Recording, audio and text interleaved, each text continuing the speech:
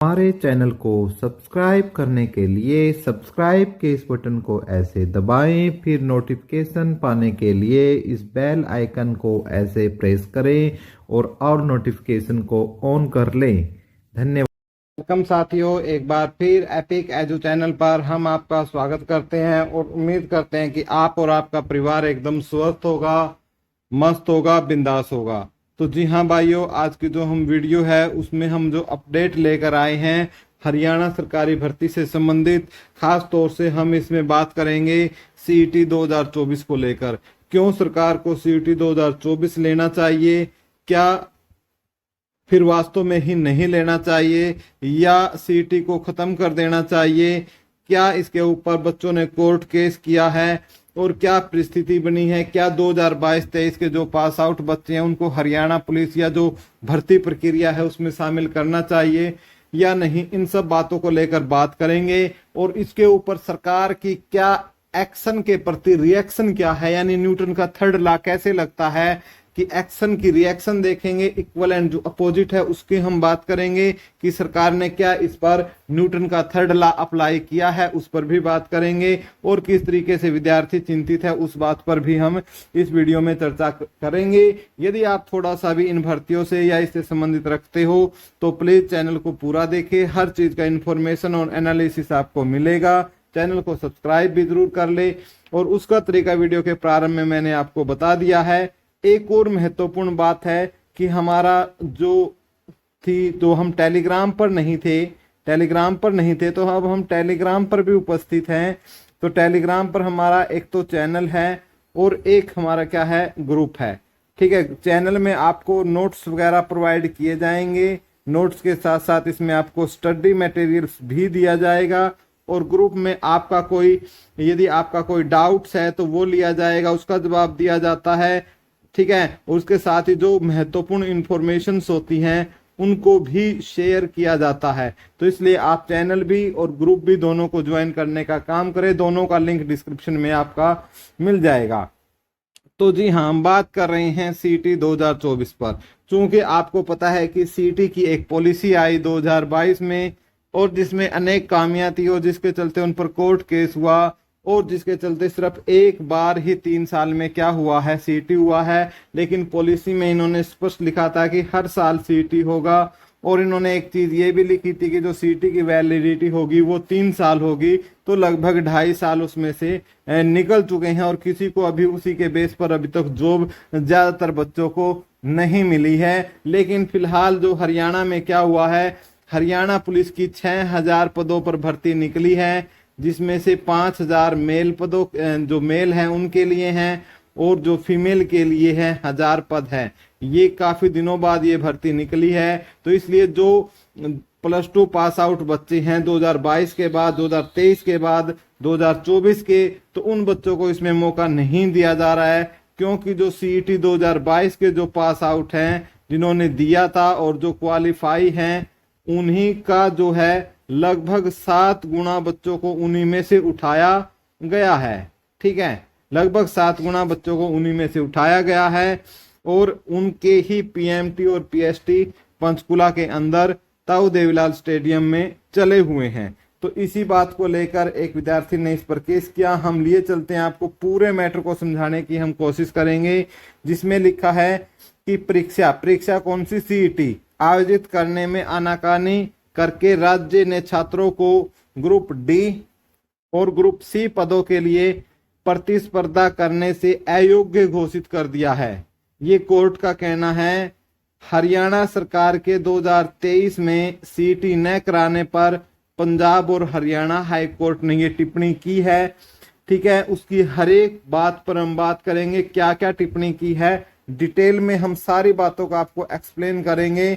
ठीक है, तो इसके लिए सबसे पहले तो हमें न्यूज की बेसिक पता होना चाहिए कि हरियाणा सरकार की तरफ से हर साल सीईटी आयोजित कराने का फैसला करने के बावजूद 2023 में सीईटी आयोजित नहीं किया गया, क्योंकि 2023 में जो सीईटी हुआ था वो 2022 वाला ही था।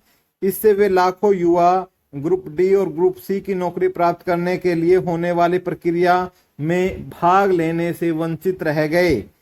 ये मुद्दा बनाते हुए पंजाब और हरियाणा हाईकोर्ट में महिला सिपाही के 1000 पदों के लिए आवेदन भरने से वंचित रही एक याचिकाकर्ता ने हाईकोर्ट में याचिका दायर कर भर्ती प्रक्रिया में भाग लेने का आग्रह किया। हाईकोर्ट ने हरियाणा सरकार पर सीटी आयोजित न करने की टिप्पणी करते हुए याचिकाकर्ता की उम्मीदवारी पर भर्ती प्रक्रिया का पर जो विचार करने के लिए बोला है और आयोजित किया जाए। अगली सुनवाई 25 सितंबर को होगी। हाईकोर्ट ने टिप्पणी की है कि परीक्षा आयोजित करने में आनाकानी करके राज्य ने ग्रुप डी और सी के लिए पदों के लिए प्रतिस्पर्धा करने में अयोग्य घोषित कर दिया है। ठीक है, और इसके बारे में और डिटेल जान लेते हैं।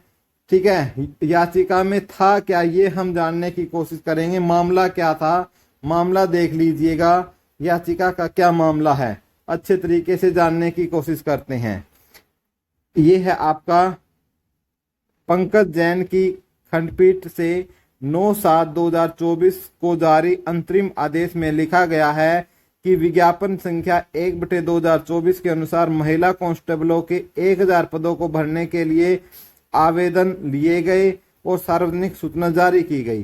पात्रता की शर्त में कॉमन एलिजिबिलिटी टेस्ट यानी जिसकी बात कर रहे हैं हम सीटी की पास करना शामिल है। हरियाणा राज्य द्वारा सभी के समान अवसर प्रदान करने और हरियाणा राज्य के नियंत्रण में पदों पर चयन की निष्पक्ष और उचित प्रक्रिया को बढ़ावा देने के लिए दिनांक 5/5/2022 को अधिसूचना के माध्यम से कॉमन एलिजिबिलिटी टेस्ट शुरू किया गया। याचिकाकर्ताओं ने अधिवक्ता ने कहा कि 5 मई 2022 की अधिसूचना के अनुसार यह प्रावधान किया गया कि सीटी परीक्षा हर साल आयोजित की जाएगी। हालांकि वर्ष 2023 में ऐसी कोई परीक्षा आयोजित नहीं की गई। परिणाम स्वरूप राज्य की ओर से निष्क्रियता के कारण याचिकाकर्ताओं को अयोग्य घोषित कर दिया गया और विचार करने का अवसर नहीं दिया गया। अदालत ने 4 मार्च 2024 को निम्नलिखित आदेश पारित किया।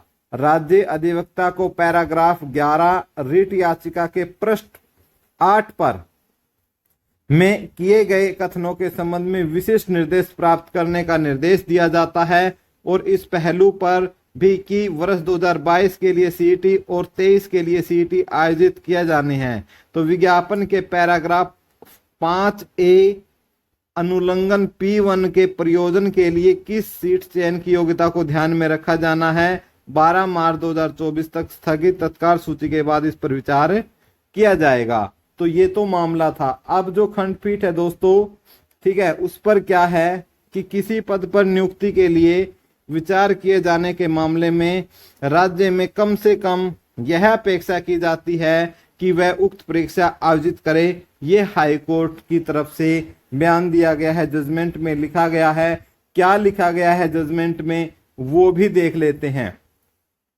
हाई कोर्ट की खंडपीठ के अंतरिम आदेश में लिखा है, मैंने पक्षों की अधिवक्ताओं को सुना है। इसमें कोई विवाद नहीं है कि दिनांक 5 मई 2022 की अधिसूचना जारी होने के आधार पर ग्रुप सी और ग्रुप डी के पदों के विचार करने के लिए सीटी टेस्ट चरण क और चरण ख दोनों ही अपेक्षित पात्रता मानदंड अनिवार्य है। अनुलंघन P1 में भी खंड 5 में चयन और परीक्षा के मानदंडों से संबंधित है। खंड 5A इस प्रकार है। 5 चयन एवं परीक्षा के लिए मानदंड। इसमें ए बिंदु है योग्यता परीक्षण। हरियाणा कर्मचारी चयन आयोग सामान्य पात्रता परीक्षा में प्राप्त योग्यता के आधार पर पर्याप्त संख्या में उम्मीदवारों की शारीरिक माप परीक्षण और फिर शारीरिक जांच परीक्षण के लिए आमंत्रित करेगा, जो दोनों ही केवल अर्हंक प्रकृति के होंगे। हरियाणा कर्मचारी चयन आयोग ऐसा उतने बैचों पर कर सकता है जितना वह आवश्यक समझे, ताकि ज्ञान परीक्षण के लिए प्रत्येक श्रेणी के विज्ञापित पदों की संख्या के 4 गुना के बराबर योग्य उम्मीदवारों को शॉर्टलिस्ट किया जा सके। एक बार जब राज्य किसी परीक्षा की योग्यता परीक्षा के रूप में निर्धारित कर देता है, किसी पद पर नियुक्ति के लिए विचार किए जाने के मामले में राज्य से कम यही अपेक्षा की जाती है कि वह उक्त परीक्षा आयोजित करे। अधिसूचना में यह भी अनिवार्यता है जिसके तहत परीक्षा निर्धारित की गई थी। परीक्षा आयोजित करने में आनाकानी करके राज्य ने उन सभी छात्रों को ग्रुप डी और ग्रुप सी के पदों की प्रतिस्पर्धा करने से अयोग्य घोषित कर दिया है जिन्होंने वर्ष 2023 में बुनियादी शैक्षणिक योग्यता प्राप्त की है। इस प्रकार राज्य की ओर से यानी यही बात इसमें बोली गई है कि उनको अयोग्य घोषित कर दिया है। अब इसका न्यूटन की थर्ड लॉ के अनुसार हरियाणा सरकार की क्या प्रतिक्रिया है वो भी देख लेते हैं। हरियाणा सरकार ने कहा याचिकाकर्ता सीटी के लेने के बाध्य सरकार को नहीं कर सकते। अंतरिम आदेश में लिखा राजेश कुमार संयुक्त सचिव हरियाणा सरकार मानव संसाधन द्वारा संक्षिप्त उत्तर दायर किया गया है। विभाग ने स्वीकार किया है कि वर्ष 2023 के लिए सीटी परीक्षा आयोजित नहीं की गई थी। आगे यह दावा किया गया है कि परीक्षा आयोजित करना या न करना सरकार के अधिकार क्षेत्र में है।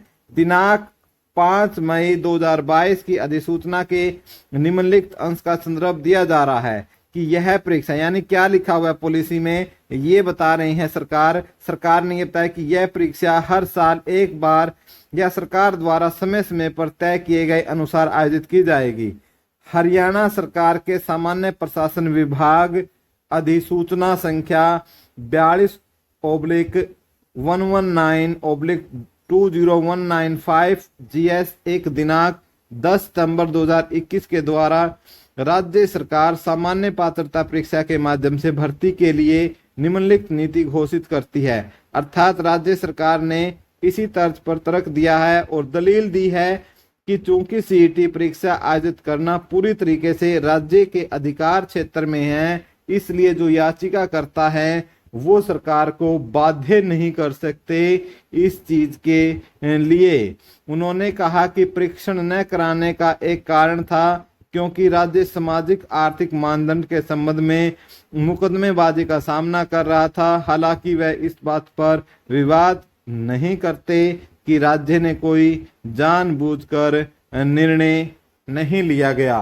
तो ये आ रही है भाई हमारी जो हम बात कर रहे हैं अपने सीईटी 2024 की। तो आपका ये डाउट क्लियर हो चुका होगा और इसमें कोर्ट ने आदेश दिया है कि आपको 8 सप्ताह में 8 हफ्तों में क्या करना है आपको, ठीक है, सीईटी का आयोजन करवाना है, ठीक है, आयोजन करवाना है। ऐसा कोर्ट के द्वारा सरकार को बोला गया और विपक्ष में सरकार ने जो अपनी फाइल जो है वो दायर की है वो मैंने आपको बता दी है। कोर्ट का आदेश मैंने बता दिया है। अब 2022-23 वालों को मौका वैसे तो मिलना चाहिए, लेकिन ये सरकार भाई बिल्कुल भी आपकी बात नहीं मानने वाली है। ये बहुत ही हठी सरकार है।